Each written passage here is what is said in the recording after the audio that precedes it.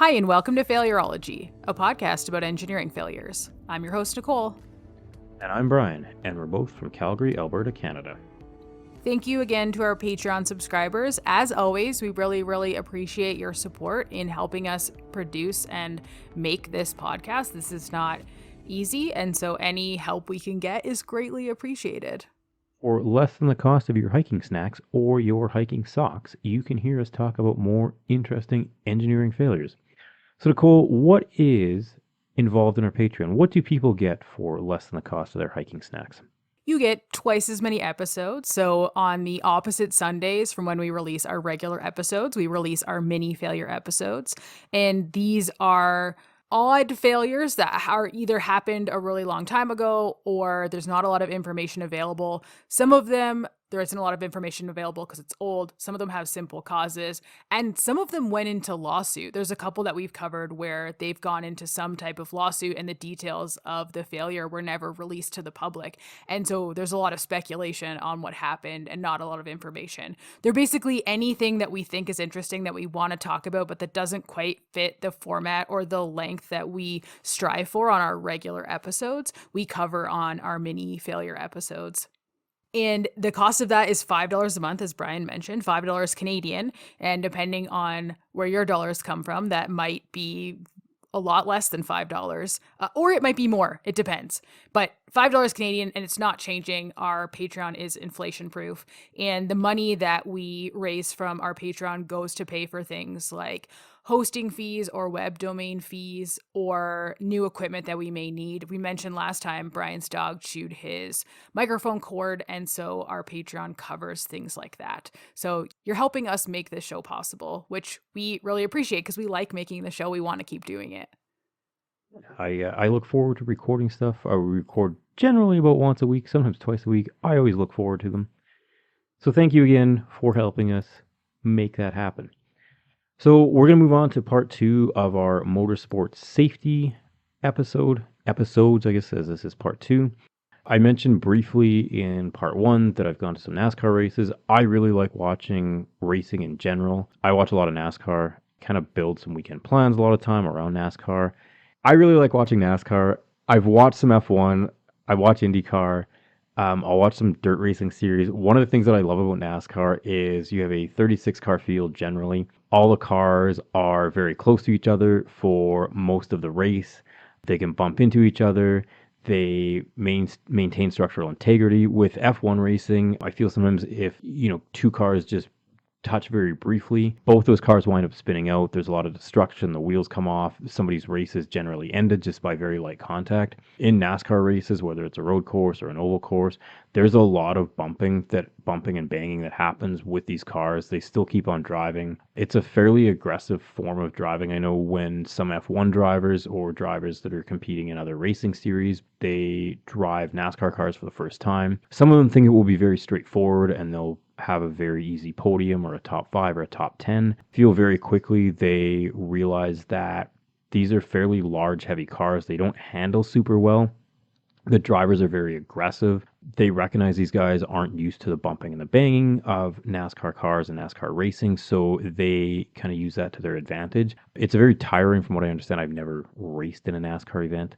It's very physically tiring, physically draining, mentally, when you're driving around, 190 miles an hour with, cars within, less than a foot of you, kind of in the front and to your sides. The littlest error on your part could have disastrous consequences. You can wipe out, 5, 10, 15 cars just by reacting slightly late or, turning just slightly more than what you should. So I realize a lot of people think that it's a lot of just turning left and there's no skill involved in it. I think there's a tremendous amount of skill to be able to handle very heavy stock cars or very heavy cars, since a lot of them aren't very stock anymore, at 190 miles an hour with cars within a couple feet of you, dealing again with draft and wind and aerodynamic changes. If you've ever driven on the highway, I assume everyone that's listened to this has driven on the highway or been a passenger in a car on a highway. When you stick your hand out the window, that's kind of the same effect that cars that are following other cars have in NASCAR. There's a lot of wind that's coming off of cars in front of them and beside them. So there's a lot of aerodynamic forces at play. I think it requires a tremendous amount of skill. I really like watching it. It's one of my favorite things to watch. So we've kind of dove into motorsport safety already, but I do want to back up a bit because we've skipped over the engineering news, and I'm sure you all want to hear what that is this week. So this week we're going to talk about a balance beam walking robot, which is really cool. So the Robotic Institute at Carnegie Mellon University designed a four-legged robot that can walk on a narrow 6-centimeter wide balance beam. Using tech designed to control satellites in space, the team was able to improve the robot's balancing abilities. And that's been one of the challenges, at least with early robots, that I think they've overcome now. But getting the robot to walk and lift one or more of its legs off the ground and having the legs that are on the ground be able to support the robot and have it not fall over. That was more challenging than they thought it was going to be. Humans just do it. There's so many things going on inside of our brain that tell the different parts of our body to do certain things at a certain time, and keeping us kind of centered and balanced. And it's hard to just transition that into a robot. So robots don't have the agility of mammals like us or like many other animals on the planet, and they typically require at least 3 of their legs on the ground to remain stable. And their legs are also decoupled, so they don't talk to each other. Since we're talking about a car episode, I keep coming back to the thought that the legs being coupled together is kind of like all-wheel drive, where all the wheels talk and work together, and when one wheel slips, the force transfers to another wheel. That's not happening with the robots. It's kind of like 2-wheel drive or 4-wheel drive, where one wheel can just kind of spin in the mud and it's stuck and nothing happens with the other wheels and you're just stuck there. That's kind of what they're doing now. So this new technology, this new balance beam robot has a flywheel and a motor, and that motor can spin the opposite way to the way the robot is falling, and it counters its balance to prevent it from falling over. And I think we're making leaps and bounds in robot development, and it's only a matter of time before robots are walking upright and we're using them for all sorts of tasks, and then they take over the planet and we regret all of it, if you believe what the movies will tell you. But if you want to read more about the balance beam robot, check out the link on the webpage for this episode at failurology.ca. Hey, hun, I'm not sure if you know this or not, but Balls Falls Ostrich Egg Consultants has an exciting business opportunity for an excellent salesperson. Do you ever feel like you don't have enough excitement in your life?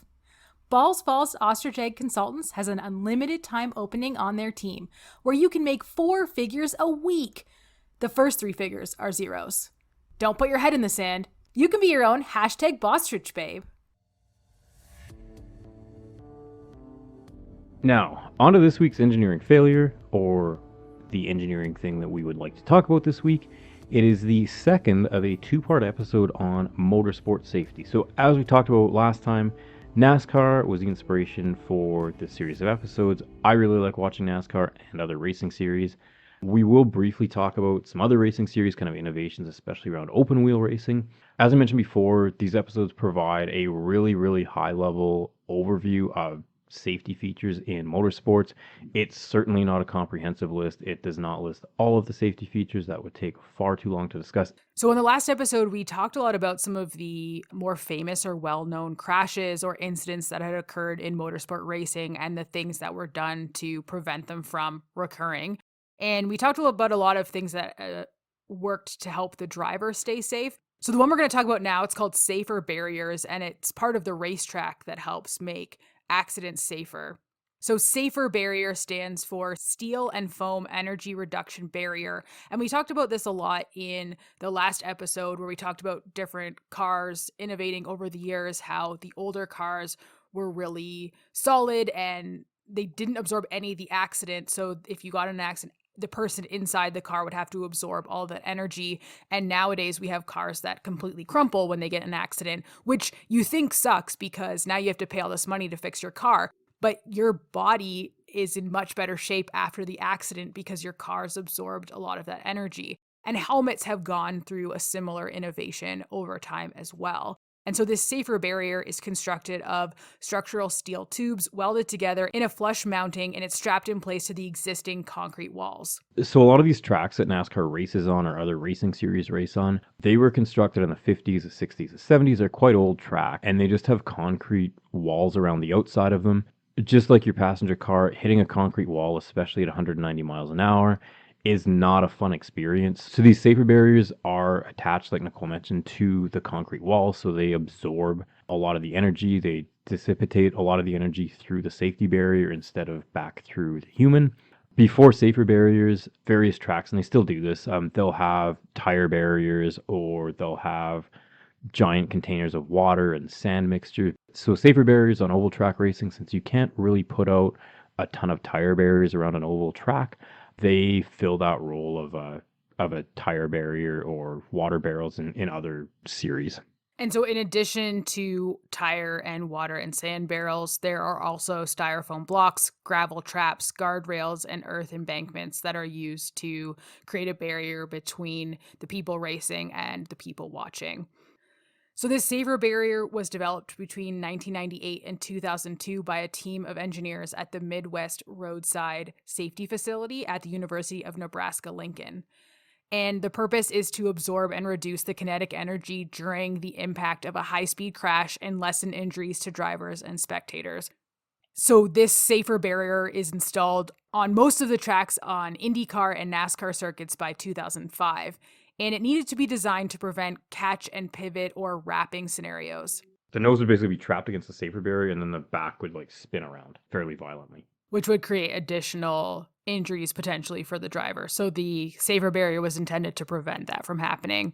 The safer barrier also had to be retrofitted to existing concrete walls at oval tracks, so it had to be something that could be relatively easily adapted to existing barriers so that there was a low cost, or pun intended, barrier to entry for tracks to install this safer barrier product at their racetrack. And the safer barrier had to be able to withstand open wheel IndyCar and the heavier NASCAR stock cars so that it could be installed on tracks that were used for different types of races. And it had to be easily repairable after impact so that when an accident did occur, they could replace it. And this is something that I think about when I design, and I, of course, do not design things like the safer barrier. I don't work in motorsport racing. I work primarily in HVAC and plumbing.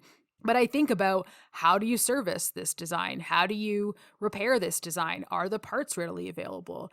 Things that are not repairable, not serviceable, don't get fixed or serviced. And you don't want that to happen. You want your design to be functioning for a long time. And so that's something that you need to think about when you're designing a system. And especially this type of system, the safer barrier that's used on, at this point, probably hundreds of tracks around the world of differing specs and designs and different materials. This product has to be adaptable to all of those different scenarios. I think that's really important.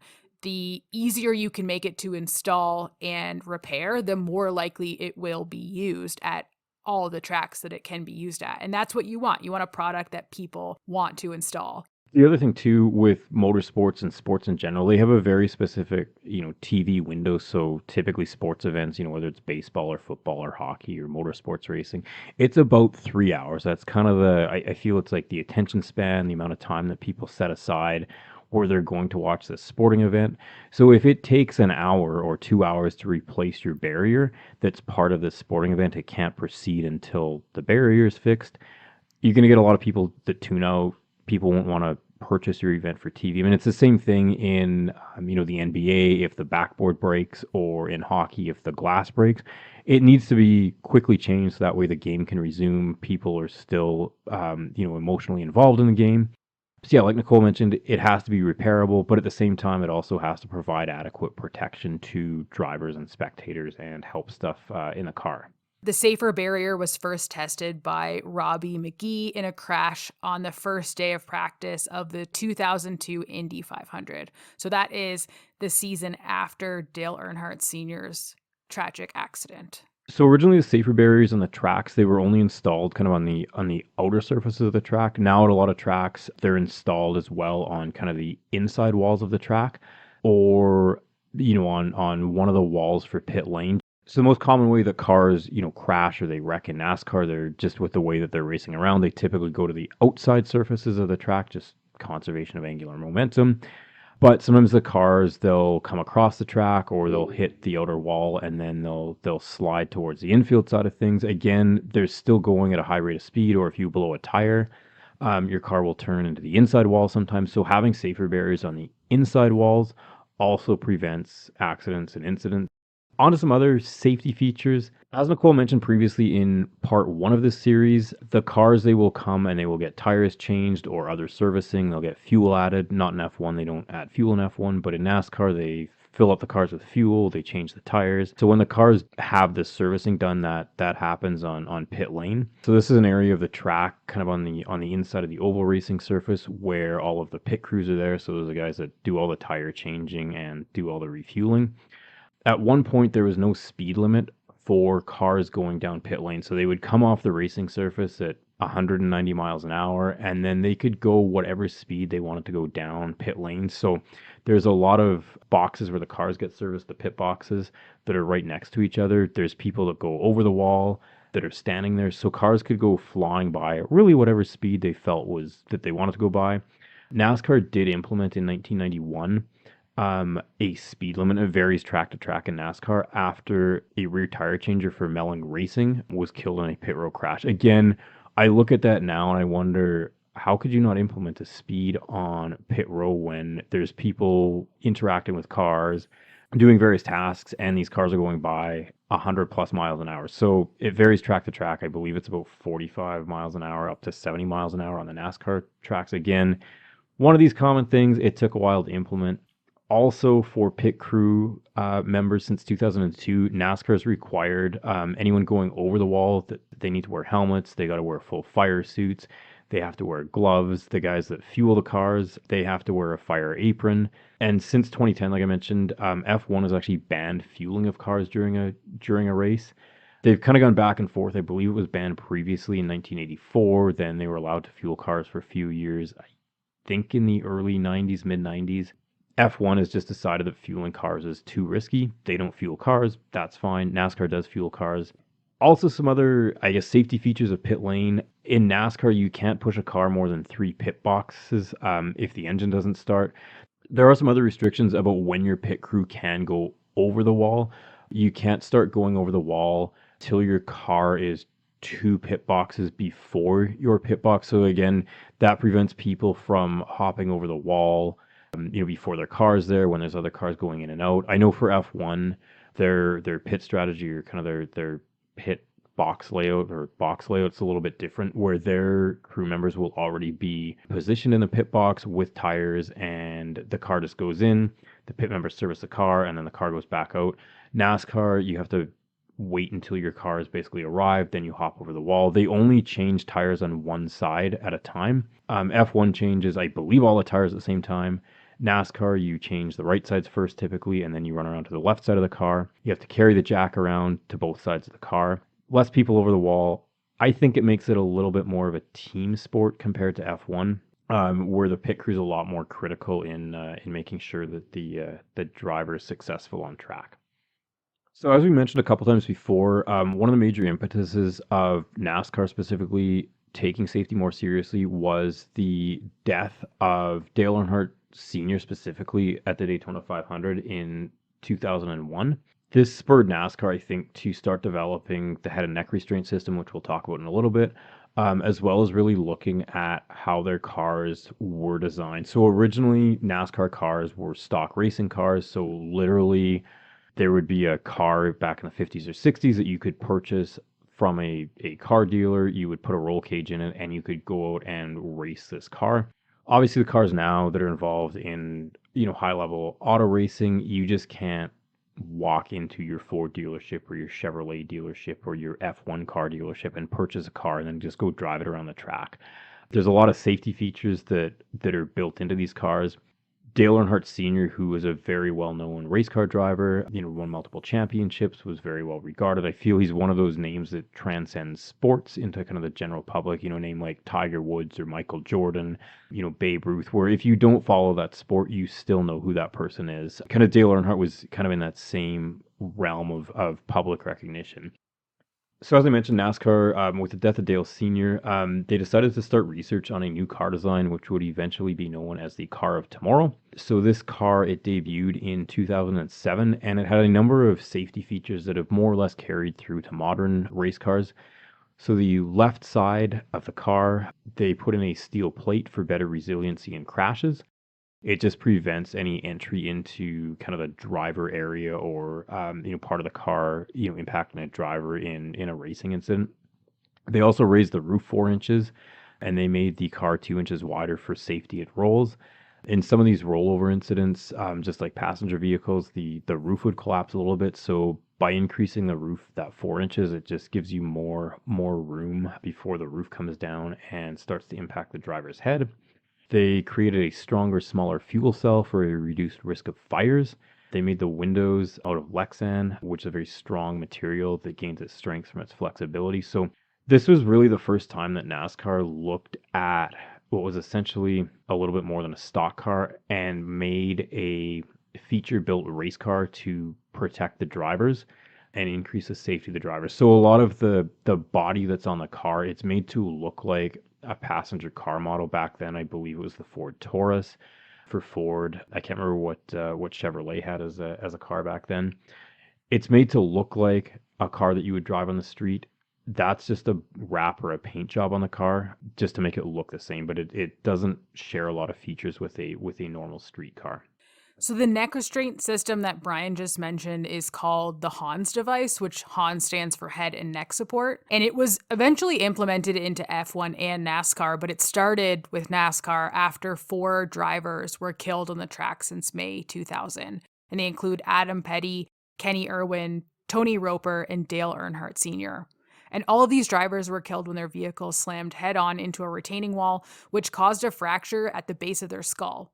And some believe this type of injury is due to the driver's head being left unsecured in the car while his body is strapped securely to the seat. So a very, very extreme form of whiplash, essentially. The risk of severe injury and possibly death prompted 6 NASCAR drivers to try out a new device called the Hans system at the 2001 Daytona 500. And this device was co-developed by Dr. Robert Hubbard, a professional engineer at Michigan State University, as well as his brother-in-law, former IMSA car driver Jim Downing. The Hans device is designed to reduce the chance of injury caused by unrestrained movement of the head during crashes. And it's a semi-hard collar made of carbon fiber and Kevlar, and it's held onto the upper body by a harness worn by the drivers. And there's 2 flexible tethers on the collar that are attached to the helmet to prevent the head from snapping forward or to the side during a wreck. Doctors have said that it's unclear if this device could have saved Earnhardt, but it is believed the device saved the life of championship auto racing teams, or kart driver, in January 2001. While practicing for an upcoming race, Bruno Giacchiera spun out of control and slammed into a concrete wall at 200 miles per hour or 322 kilometers per hour. And he was wearing the Hans device and he walked away from the crash without injury. That's essentially what all of these safety devices should allow the drivers to do. Get in these horrific wrecks and be able to walk away. And well, I think it's fair to say, because we talk about this a lot, that these accidents are, of course, preventable. I don't think that auto racing is going to come to an end because of accidents. And so you have to take steps to make those accidents safer for the people inside the vehicles. And one benefit of this is that everything that they learn in NASCAR and F1 and all of these safety things that they put into place, a lot of them are transferable into the vehicles that we drive every day, which have also come a long, long way in safety over the years. They're kind of doing some of that R&D for us a little bit. I mean, they're not the same, but I think some of that information that they gather in these safety designs is helpful to daily drivers as well. NASCAR officials have said that NASCAR race cars are different from kart cars, which are the championship auto racing teams, and they're unsure if the device would be as effective for NASCAR drivers. Drivers, including Earnhardt, have complained that the device is too bulky, would restrict movements, and make it difficult for drivers to exit the car in emergencies. Which, to be fair, I hear you, but also keeping your head attached to the rest of your body sounds like a valuable exercise, and maybe we should take steps to do that. Hubbard Downing Inc. said it was producing only 3 to 4 of these helmets per day, just weeks before the 2001 Daytona 500, but received nearly 3 dozen orders within hours of Earnhardt's crash. Ford offered to pay for a Hans device for any driver who wants to wear one, which I think is a great move. In October 2001, NASCAR officials mandated the use of an approved head and neck restraint system for all drivers racing in the Winston Cup Series, NASCAR Busch Series, or NASCAR Craftsman Truck Series. So we talked a little bit about kind of NASCAR safety features. I'm going to touch very briefly just on the car that came out last year for NASCAR in the 2022 racing season.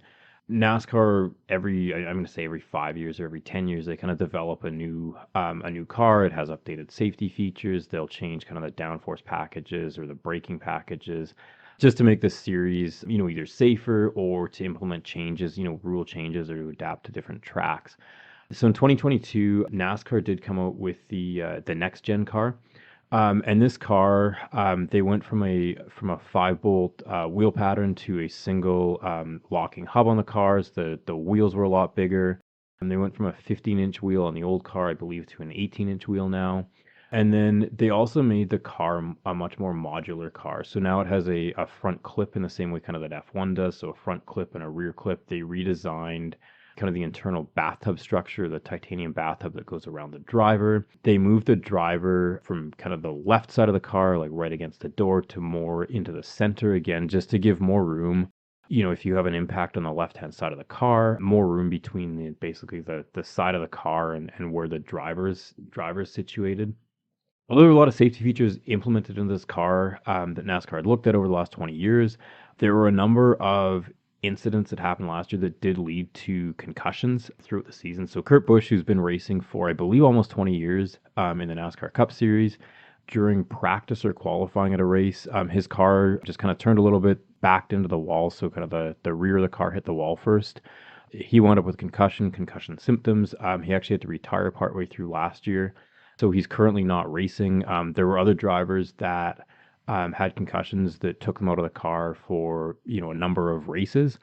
Even though that there are a lot of safety features and NASCAR designed this car, with the best interest of safety in mind, there's always going to be things that they can't account for, or they've over-engineered one part of the car, and unfortunately that does lead to damage on other parts of the car, or does lead to drivers being injured.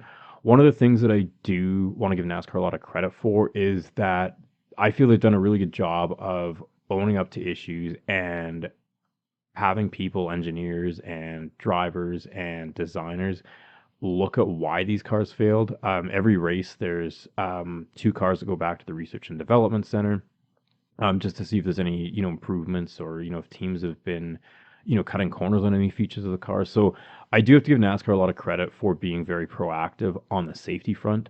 This is an organization that I think is really good at reflecting internally on what they can improve. They're always looking to improve on the safety of their cars and their vehicles.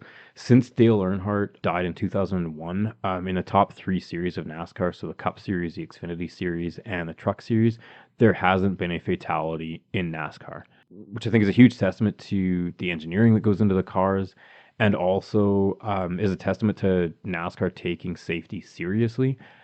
So just moving really quickly over to kind of open wheel racing. Originally, open wheel racing cars, they don't have a roof on these cars. That's why they're known as open wheel cars. So the driver with his helmet, kind of feels a lot of the impact of the wind. There's a very tiny windscreen in front of the car, in front of the driver. So it's kind of similar to driving like an ATV or a motorcycle. Kind of same concept. You're not enclosed.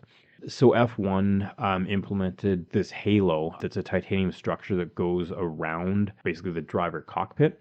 That has prevented at least a few decapitations when cars have flipped onto, I mean, it's not a roof since there isn't a roof, but onto the non-wheeled surface of the car, or where cars have landed on top of other cars. So this is a very strong titanium structure. It gives rigidity to that area around the driver. I think it's a great idea. I know there's a lot of opposition to it when it was first implemented, just from drivers and from fans, that it wasn't, traditional, or it wasn't the way that they'd raced before. It would cause visibility issues. I feel that those issues went away almost immediately when what would have been decapitation events, drivers were walking away from. And I think it's a great feature that open wheel racing cars have now. So there you have it, part 2 of our series on motorsport safety. Over the years, we've raced some cars, we've learned a lot, and hopefully we continue to adapt and improve the safety of motorsport. For photos, sources, and an episode summary from this week's episode, head to failureology.ca. If you're enjoying what you're hearing, please rate, review, and subscribe to Failureology so more people can find us. If you want to chat with us, our Twitter handle is @Failureology. You can email us at thefailureologypodcast@gmail.com. You can connect with us on LinkedIn, or you can message us on our Patreon page. Check out the show notes for links to all of these. Thanks everyone for listening, and tune into the next episode where we'll talk about the Surfside condo collapse in Florida, which suffered a catastrophic, which almost seems not enough, a completely catastrophic structural failure 2 years ago. Bye everyone. Talk soon.